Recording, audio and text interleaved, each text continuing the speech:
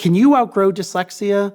Does having dyslexia mean you can't read at all? And what is word blindness? Hi, I'm Dr. Roberto Olivardia, a licensed psychologist, and today I'm going to be answering the internet's biggest questions on dyslexia.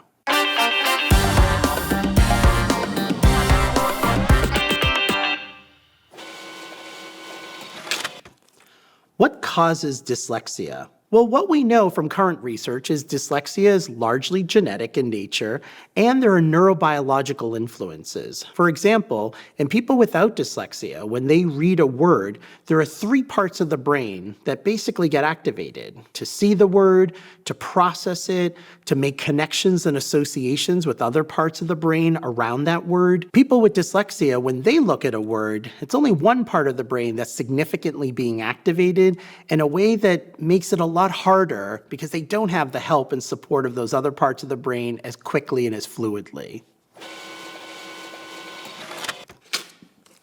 Does having dyslexia mean you can't read at all?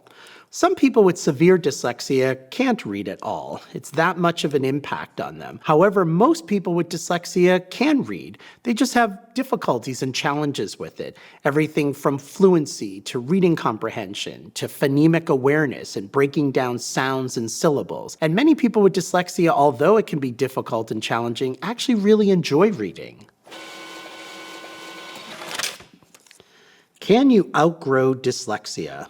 No. Dyslexia doesn't just go away magically when you're 18 years old. Adults who have dyslexia just navigate through it differently. Now, dyslexia can manifest in many different ways in different people, so the challenges might just show up differently. And many adults with dyslexia have found ways to compensate for their learning difference, whether or not they got the proper remediation and support when they were younger.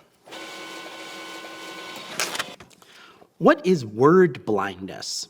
Well, here's a great history lesson. Lots of the diagnoses we have currently were not called that many years ago. For example, ADHD, attention deficit hyperactivity disorder, used to be called minimal brain dysfunction.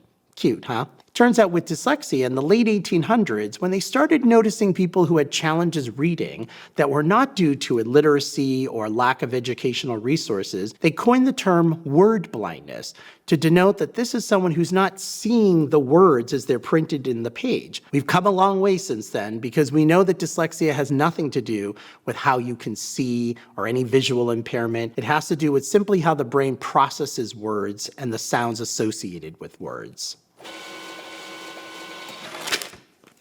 Does dyslexia affect self-esteem? The truth is, it doesn't have to. There's nothing inherent about dyslexia that's hazardous to one's self-esteem. The problem, however, is most people with dyslexia have not been diagnosed or identified, and therefore not getting the proper educational accommodations or remediation and support, and more importantly, don't have the narrative of understanding why these things could be very difficult. Frankly, it can be very difficult even for other people to understand. There's a lot of misinformation about what learning differences are. The average person with dyslexia might hear from a peer, from a teacher, or someone, hey, try harder, you're not trying hard enough, as if it's a motivation issue. We know from scientific studies that global self-esteem is higher amongst dyslexic kids when they have the word dyslexia as an understanding of what they're struggling with. Because now they have a name to understand their experience, they can avail themselves to educational accommodations and resources and support. They know that they're not alone, that there's a sense of community, and they're in pretty good company with some very famous celebrities that are also dyslexic. Oh, and if you have a question that we didn't get to, we have a part 2 coming soon. Be sure to subscribe so you don't miss it. Are people with dyslexia smart? Yes. Having dyslexia has nothing to do with intelligence. This is one of the most misinformed aspects of how people look at dyslexia. Intelligence and a learning difference have nothing to do with each other. People with dyslexia can excel in areas. Sometimes school can be difficult, but in the real world, running a company might not be. They can write books. They can do lots of different things. Being intelligent and the way that we look at intelligence has nothing to do with whether somebody has a learning difference. Apples and oranges. Can dyslexia be cured? There's nothing to cure. Dyslexia is not an illness. Most people with dyslexia are not asking for a cure. They're asking for strategies, they're asking for accommodations and support. There are many aspects of being dyslexic that people like about their brain and the way their brain processes information in the world. They just need help in the parts that are more challenging. These challenges include reading and having phonemic awareness, reading maps, writing your ideas in an organized, coherent fashion. These are things that people with dyslexia need help with, but these are not things that need to be cured. How do I know if I have dyslexia? Well, in an ideal world, somebody is tested when they're young through neuropsychological testing, which are tests that look at phonemic awareness, vocabulary development, spatial skills. You'll get family history, interviewing parents, and looking at any potential genetic heritability around dyslexia.